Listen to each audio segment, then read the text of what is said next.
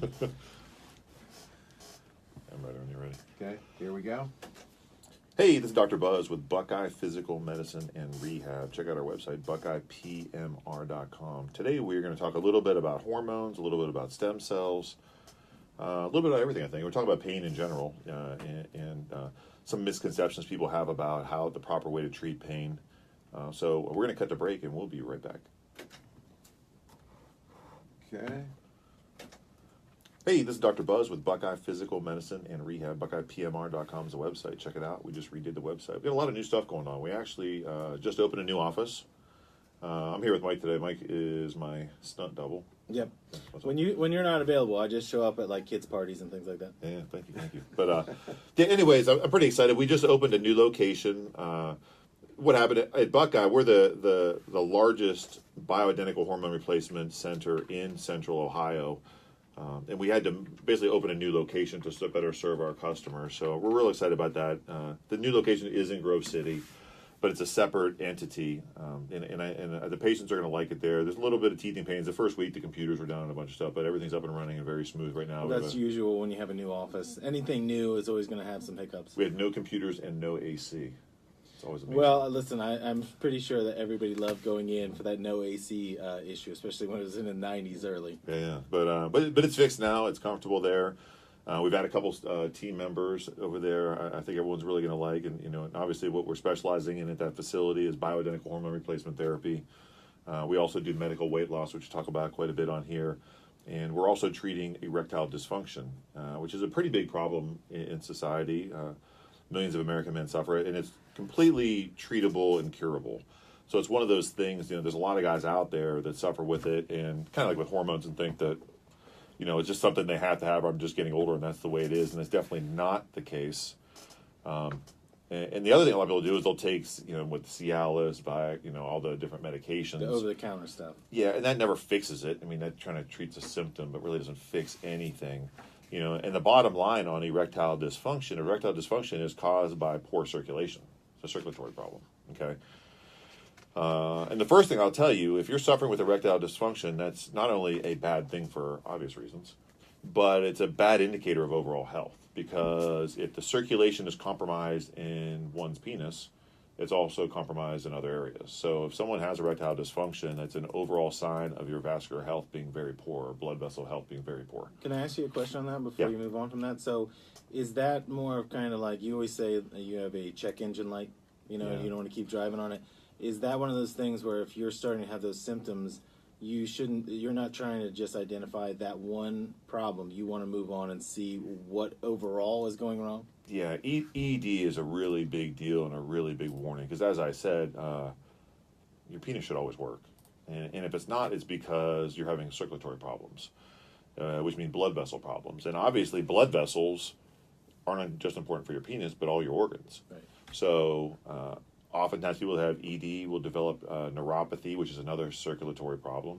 And a lot of people suffer with neuropathy, and it ends up with heart disease and all these other things. So, number one, just realize if you're listening to this, a lot of people I think are embarrassed and they have ED, but they don't want to ask their doctor or talk about it, so they just live that way. Well, also, it's easier when you see the marketing materials where you can send away for free samples and then go see your doctor. I think one of the things we joked about at one time was, like, if you have a clinic like I don't want to say the name of the place, but if you're walking out of a certain clinic, people know exactly what it is you went in there for, right? Whereas if I go to see my primary care physician, they're not treating it. They're giving me something to kind of get by, whether it's a pill or whatever it might be. They're not really treating the issue, but at least I don't have the embarrassment of walking out the doors of a place that literally on the building says what it's about. Yeah. Right. Right. And to we're not just going to talk about ED today, but I do want to talk about it a little bit. So erectile dysfunction is caused from a circulatory problem, and the circulatory problem is the blood vessels are constricted, and in particular the capillaries, which are the smallest blood vessels, are constricted, so they no longer circulate blood and oxygen. So what happens with that, and what people don't realize is we have over 6 miles of blood vessels in our body, okay? But 99.8% of those are smaller than the size of a human hair. So, and those are the ones that become constricted and don't have circulation. And when that happens, you start having symptoms of either neuropathy, erectile dysfunction, incontinence, for females that they cough or sneeze and they urinate. These are some of the symptoms, and so if what typical guy does, they have ED, they'll go to the doctor. Hey, can I get Viagra or Cialis? Number one, that's pretty expensive stuff. I don't know the cost, but it's in the hundreds of dollars a month if you're active, which I hope you are. But the problem with that is all that does, and what you got to understand, what causes your blood vessels to constrict over time, primarily is there's a gas that's released by your blood vessels. It's called nitric oxide. And this is released by your blood vessels, and it dilates your blood vessels.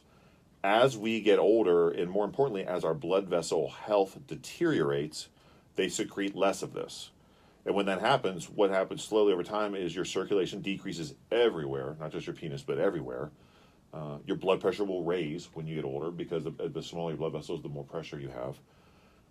And what the Cialis and Viagra does basically is when your body secretes this nitric oxide to increase blood flow, it gets absorbed back into the system. The Cialis and Viagra slow the absorption process down.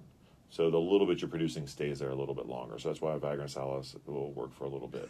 But it doesn't fix anything. It doesn't fix your blood vessel health, and it doesn't improve circulation. Okay, and it's not a BioIdentical, so it's not. It's a drug. Yeah, it is what it's just a drug that's being used, but at some point, you're going to wear yourself out.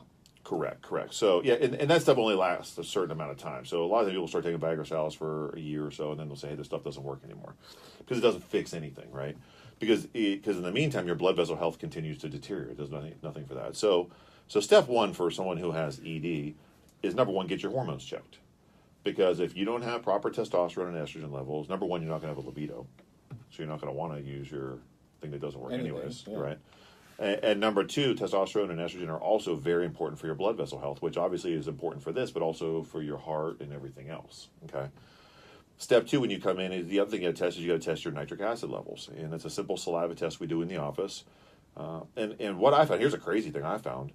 It seems like guys who are in better shape have worse nitric oxide levels, and I don't know why that is. I can't.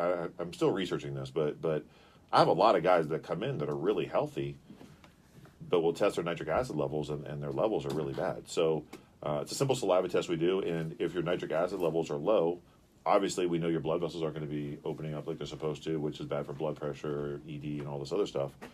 But that's something very simple. We can give you a supplement to take to basically increase those levels. Mm-hmm.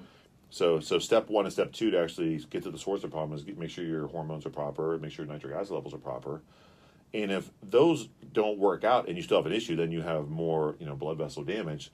That's where the P shot comes in. Okay, and what the P shot is we use platelet-rich plasma. So basically, you would come in, we draw blood out, and we spin your own blood down. It's your own blood, and it's a procedure we inject into the penis. You don't feel it. We numb it up, but that is 100% effective. It works every single time. So what I'm saying is if someone has ED, I'm 100% sure we can fix it every single time. And that doesn't, you don't have to take Cialis or Viagra or all these other things the rest of your life. You're actually fixing the blood vessels. So there's no reason to suffer with this condition. And we're excited to be treating people for this. And a lot of people suffer with this. A lot. More than you know. So if you have if you're listening and you're having a problem with this, come in. It doesn't need to cost you anything for a consultation. We're going to end up doing your blood work and stuff anyways. So it's not that's the only thing we do. So when you come in there, it's not like you're going to say, hey, right. That guy has this or that. Like we do other stuff there. But, the bottom line is you don't have to suffer with it. That's for sure. Well, and the good part is with the new office, because the stem cell, the HRT, all the other programs are in that building, it's not like you're walking out of that parking lot. If you wanted to be anonymous or 100%. want to be on the low about it, 100%. you will be. Yeah, and you're definitely not alone. Like I said, we see daily basis people come in with this. It's a big problem. And people don't want to admit it. Men typically are the ones that want to fight through it or just rub some dirt on it.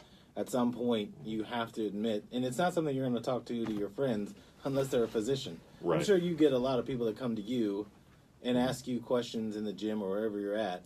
A lot of people will come in and they'll do hormones first, and the reality is hormones does fix a lot of ED problems. If your hormones are messed up, you're going to have ED issues. But there are some people that we treat and we get their hormones perfect and they're still having issues. Then we know, hey, you got a circulatory problem. We need to address that too. But you're creating that baseline for them so you know where you're starting. That's what I think is the best part about the blood work is you can find out exactly what's going on in somebody's system and build from there versus just guessing? Because you've said primary care. They just can't. There's nothing wrong with primary care physicians. Okay, so this is not bashing anything. A primary care physician cannot manage a bioidentical hormone case. There's too much patient management. You have to get blood works done every 20 weeks. You understand those blood works. You have to have specialized training for it. So you wouldn't go to your primary care for an open heart surgery, not because they're just not trained in it. Right. So why would you go to your primary care to get testosterone? It doesn't make any sense. And that's why, we were talking a little bit earlier too. Now there's this huge lawsuit against the androgel, which, we predicted this a long time ago. If you're listening and you're taking androgel, the stuff is junk. It's dangerous. We won't even prescribe it. And we've gone over for multiple reasons why. Reason number one is, it's weak. So if you're taking it and you're saying, hey, this stuff doesn't work, yeah, it doesn't work because it's really for women. Mm-hmm. Okay, so if a girl can use testosterone gel, it's fine, but not guys. Number two, the two big side effects you're going to have with androgel. Number one side effect is testosterone gel, when it touches hair follicles and guys are hairy, it converts to this thing called DHT, which is dihydrotestosterone. Dihydrotestosterone causes your hair to fall out if you have DHT-sensitive hair. But more importantly it causes prostate enlargement. Not prostate cancer, but prostate enlargement. Well, we already know 90% of males over 70 have prostate issues. Why are you going to have fuel to the fire? Right. And this causes prostate enlargement. There's no doubt about it. You can't even debate it. The secondary thing and the scary thing is it also, when testosterone gel, when you put it on your skin, the aromatase enzyme lies in our skin. So what it aromatizes, and that testosterone, a large percent of it turns into estrogen. Okay, so estrogen, unregulated and untested, can cause heart problems and blood clotting and all this other bad stuff. And what I've seen from people that come in, that a lot of people go to their primary care and they get prescribed testosterone gel, and they'll say, hey, I think I don't really feel good. So, well, what are your levels? So the first of all, they start quoting their serum testosterone levels. Well, my level is 900. Well, if you're over 40, your serum number is not accurate anyway. So I don't care what your serum number is. So if your doctor's telling you a number from 200 to 1,000, that number doesn't even count if you're over 40. It's junk. It's not accurate. So what you need is your free testosterone number. That number would probably be somewhere between 5 and 25. So if they're not quoting that number, that's warning number one, they're doing the wrong test, okay? Warning number two is the second thing I did, what's your estrogen level? Well, let me look, I'll see. I've never had a primary care test a person's estrogen level. And estrogen is what causes all the bad stuff. And we know if you're prescribed testosterone gel, your estrogen is going to go through the roof. So this is what I'm talking about being unsafe. But again, that's where you establish that baseline, where you're getting both of those numbers, and you're getting the real testosterone number that you're going to base everything on. You have to have free testosterone level. You have to have your estradiol level. And really, if you're doing anti-aging, you should get your growth hormone level, which is IGF-1. Those are the benchmarks you have. And vitamin D is another important one. Vitamin D is really a hormone, not a vitamin. But those are your benchmarks on how you feel and how you're going to age. And if your doctor's not testing that stuff, then you're really just shooting in the dark. I had another good friend of mine I was working out this morning. I'm not going to mention names, but successful guy. I've known him for years, a former Ohio State player. He goes to his doctor, and he takes androgel. And this guy has a history of heart disease. So I'm just like, he sees an endocrinologist. So he went and saw him this week, and I was like, hey, when you go see him, get your estrogen level. So I saw him at the gym this morning. He's like, I said, what's your estrogen levels? Oh, he doesn't test those, but next time I go, I'm going to test. I'm like, man, you're going to be dead. Like, you got to get these estrogen levels tested. Right, it's not like you just wasted time. It's that you might not have time before the next one comes up. You have a history of heart disease. You've been on androgel for 3 years now, and we don't know your estrogen levels. This makes zero clinical sense. But do you think that people are seeing... And this is an endocrinologist. Well, the thing about the androgel part was, that was something I saw, it was something shared on Facebook.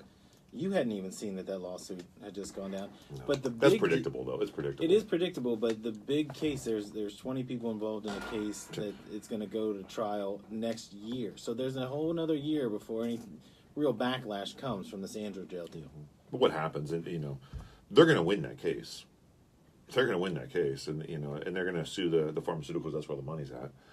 But when they win that case, those 20 win. Guess what? Every guy on androgel ever that's had any type of condition is going to be suing androgel. Right. So then guess what? They just go out of business. But they've made billions, so they don't care. Right. That's the way medicine works. It's just another LLC in this company. Well, it is big pharma. Yeah. But not to just get on androgel, but I think the difference is, if you could explain the difference of the bioidenticals versus anything you can just get in a tube or a cream or something like that. Yeah, okay, so what we do at Buckeye is we only use bioidentical hormones.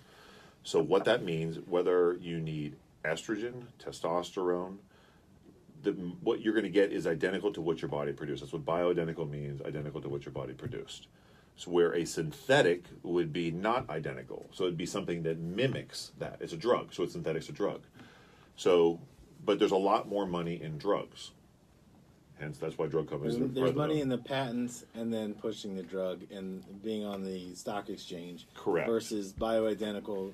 Yeah, so like Axiron or whatever those testosterone gels, they've patented the delivery system. So they patented the transdermal or the cream to get it through your skin. So that's why there's money, and that's why doctors. And I always tell people this: your doctor's not trying to kill you. So I'm not here saying, "Hey, your primary care is going to kill you." But what you got to understand is, once you get out of medical school, the only education you get is from drug companies. So when you do your continuing education, they'll say, "Hey, we're doing this seminar at this country club, and we get all your hours covered, and you bring your wife and kids, and we'll take care of them and massages and all that stuff. And then we're going to do a seminar on drugs, and guess what they're going to talk about? How good they are, Right? Okay, and then so that's what they push. Because that's all they know about. There's no money in bioidentical testosterone. There's no drug company that even manufactures it because there's no money. So it's only made by compounders, which are small companies, right? Because big pharmaceuticals won't waste their time. There's no money in this stuff. So that's number one. And if you really look at it, even the medical schools at this point, the medical schools are all sponsored by drug companies. That's where the money's at. You know what I'm saying? So we could do a whole show on why healthcare is messed up, but I mean, you really got to follow the dollar signs. You really got to follow the dollar signs. So what you're getting isn't always what you need, if that makes sense. Right. Well, and again, I think the point of the continuing education, there really isn't any. There are sponsored educational seminars to go to. Well, you can't. Well, you could. Like, myself and Dr. Bain, we just completed our fellowship in stem cells, but that was out of pocket. That was like $35,000 that I paid out of my pocket. Right. But it's not like a hygienist or some of these other fields where they have to keep their credentials. They have to keep adding to their knowledge. If you're a doctor and you specialize in just general care, you at that point you're trying to get yourself out of school. There's a certain number of hours you have to get through, and right. whatever, and they do retake their boards, but that has nothing to do with this stuff here. We're talking about general medical stuff. Well, what we're talking about is the future of medicine and what is being added in. Like, I think at some point you're going to see primary care doctors are going to look into this, because while it's not a moneymaker, it is the thing reversing the aspect of aging. I don't know if you'll ever see that, because the way medicine is in the U.S. right now is the hospitals run the show. I mean, how many doctors have their own offices at this point?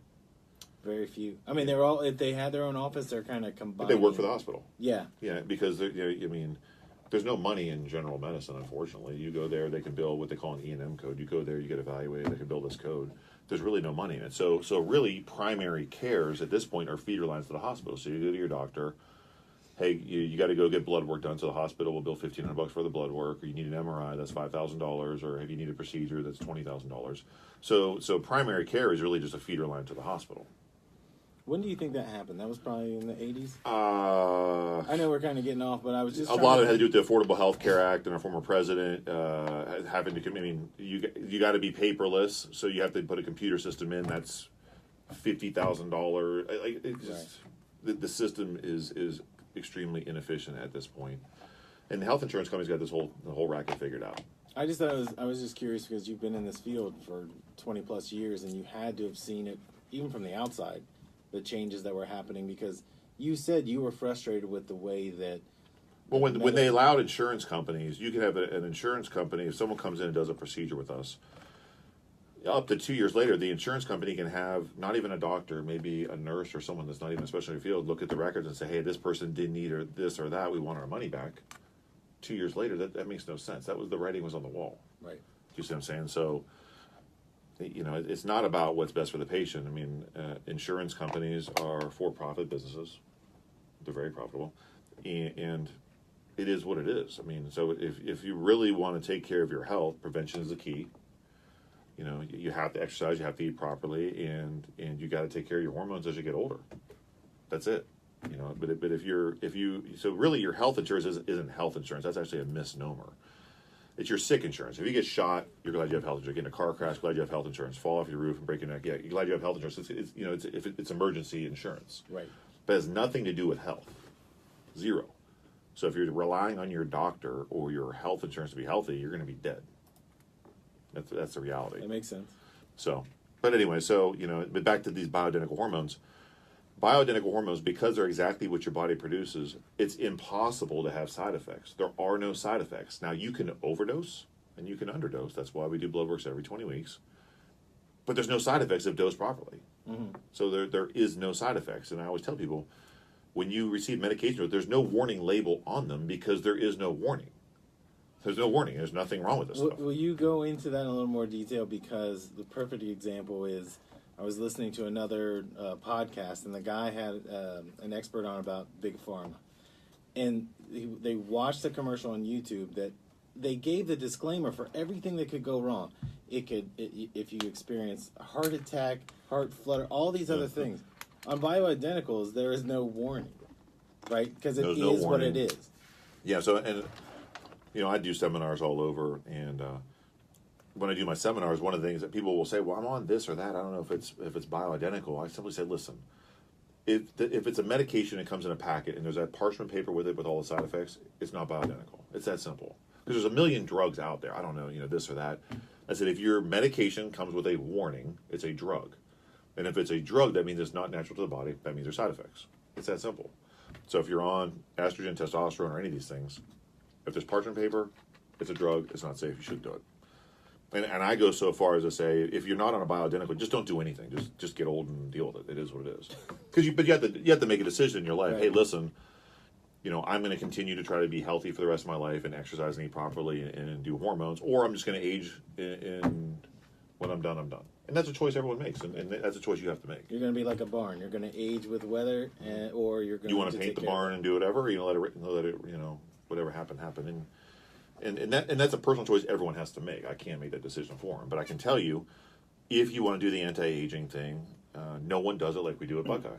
I'm really proud to say that. I mean, there's nowhere in the country, and I go travel all over the country. I do seminars everywhere, and I'm really proud because I've taken the best of everything I've learned from going everywhere, and it's right here in Columbus, and it's affordable.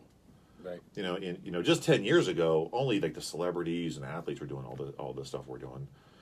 Because it was really expensive. You'd go to California and you'd see these. I remember I ran into Hulk Hogan years ago. And I was down in Florida working out, and he was at the gym. He's a really cool guy, by the way. But he was going somewhere, and he told me what he was paying to do what we offered. It was crazy, but they probably saw him and pulling his. Oh yeah. He had a Hummer. They're like, we're gonna whack this guy. Yeah, we're gonna get this guy for all we can. Yeah. But then at the end of the day, anyone could afford it. Whether you're a school teacher, police officer, like anyone could afford to do this. It's not. It's within everyone's. Within everyone's reach for sure. And you're seeing a lot more. I always share articles with you where I find it where, pitchers that were having Tommy John surgery, which was taking a ligament from somewhere else and putting it in your elbow, and you're out 18 months. Some of these kids are bouncing back, and they're coming back in 4 and 5 months because they're doing HRT treatment. They're doing stem cell, especially the stem cells, PRP, shockwave, ozone. But it's not being hidden anymore. They're actually putting it in because of the benefits. Still not of mainstream though. I still think the majority of public, unless they get on our lines, people read about it, but then they'll go they'll go ask their doctor, and the doctor, well, there's no FDA studies. It's come on, man. But when you're putting it in $1 million athletes or multi-million-dollar athletes, right. There's got to be something to it. Because those guys aren't taking any chances. And again, they're bioidenticals that we're talking about, not just straight out, not steroids. So steroid is a drug. A bioidentical is not a steroid. So a steroid's a drug. But I think we have to make that. I get that at least once a week when somebody asks me about what's going on at Buckeye. There's this misnomer of what you're doing versus what steroids are. Because if you pick up a Flex magazine, that's not a guy who's doing PRP and balancing his hormones. Yeah, that's a different thing. Yeah. So this is more to fight off the effects of aging and to live a better life overall. Yeah. At the end of the day, everyone listening knows that if everyone knows if you take bioidentical hormones, you're going to feel better. You're going to have more energy, more mental clarity, better libido, less aches and pains. It makes you young. It literally makes you young. We all know this. But that's not really the reason you do it. feeling young and feeling good is a symptom of being healthy. Mm. So you're doing this to be healthy. And as a side effect, you get all the benefits. Right. Okay? And that's what we offer at Buckeye. And once again, just get your blood work done. Blood work never lies. If we don't need it, we don't do it. But if you're listening and you sleep terrible, low libido, no mental clarity, aches and pains everywhere, come get your blood work done and see it. I mean, we age from the inside out. We can fix the inside. If you fix the inside and get the body to heal itself, that's what it's all about. Well, we got to get off here. I think we're getting kicked off. I know, but we were on a roll for a while. I know. That's good. We But just ran out of time. With the next show, we're going to talk about dating with Jim. Yeah, I mean that's the show everybody's waiting Yeah, for so- anyway. But yeah, this is Dr. Buzz with Buckeye Physical Medicine and Rehab. BuckeyePMR.com is a website. Check it out. And until next time. I almost chimed in there at the end and